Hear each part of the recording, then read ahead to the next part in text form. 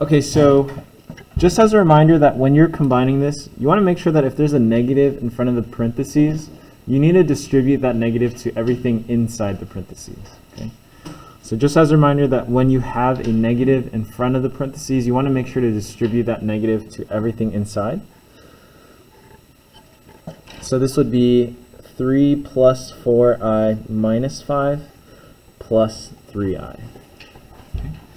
Then I could just reorder this as 3 minus 5 plus 4i plus 3i. Okay.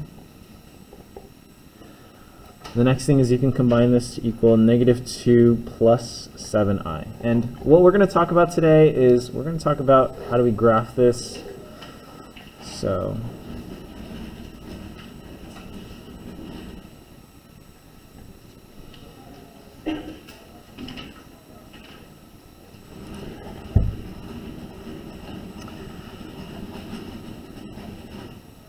okay, so when we're graphing, instead of having a y-axis, you're going to have an imaginary axis. Okay, so instead of having a y-axis, you're going to have an imaginary axis. And so when we graph this, we're going to graph the real number first. So this would be 2 to the left, so we go 1, 2. And then just like the y, the 7 would tell us we would go 7 up. So we'd go 1, 2, 3, 4, 5, 6, 7. So our point is negative 2 plus 7i, and that would be all you need to graph. Okay, so what you're going to graph is just the coordinate. Just as reference, if you had a plus bi, if this is positive, you go right, negative, you go left. If b is positive, you go up. And if it's negative, you go down. Okay. So if you need to write that for yourself, again, if your real number is positive, you're going to go to the right. If your real number is negative, you're going to go to the left. If your imaginary number is positive, you're going to go up. And if your imaginary number is negative, you're going to go down.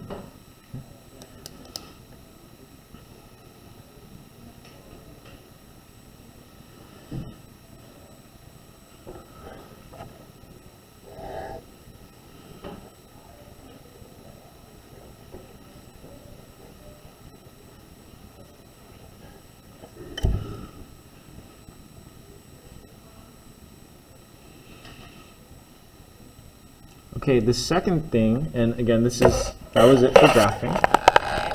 So the second part we want to go over is how do we simplify something that looks like this, right? It looks pretty insane, but what we want to do is we want to use a couple of rules here. So one of the rules we want to reuse is when you multiply two numbers with the same base,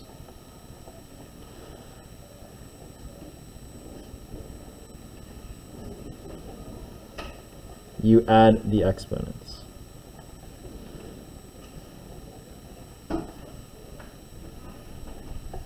And our second rule, which we're going to apply, is that I squared is equal to negative 1. And we're going to apply this rule by saying that I to the 4th power is equal to 1.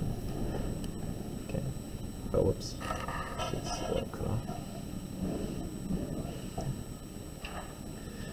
And the reason we know that I to the 4th power is positive 1 is because I squared times I squared is equal to I to the 4th power. And so I squared times I squared, we know this would be equal to negative 1 times negative 1, which is equal to positive 1.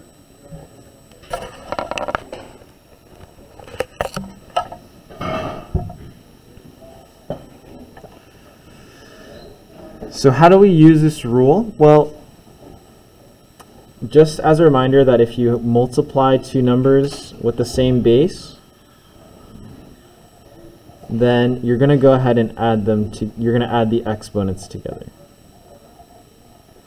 So by using that rule, we know that we can split this up into negative 1 times I to the 40th power times I to the 2nd power.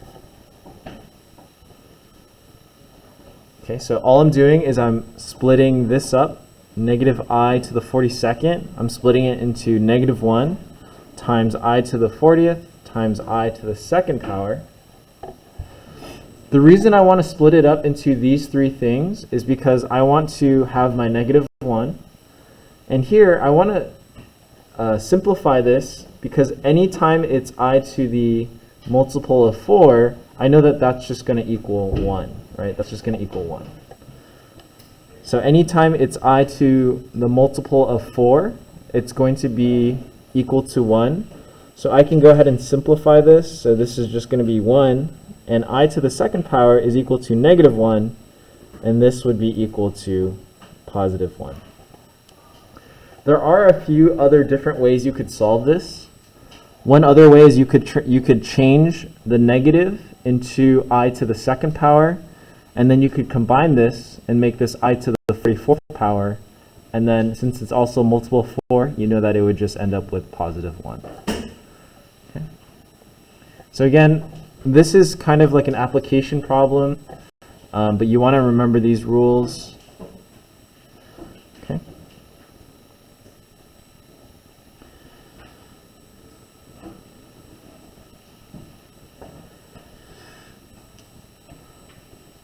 Okay, we're going to talk about one other thing, which is just conjugate.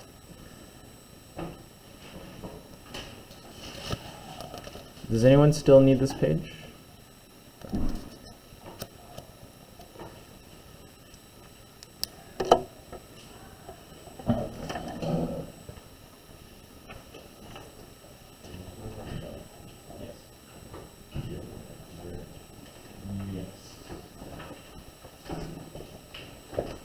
There is also another one.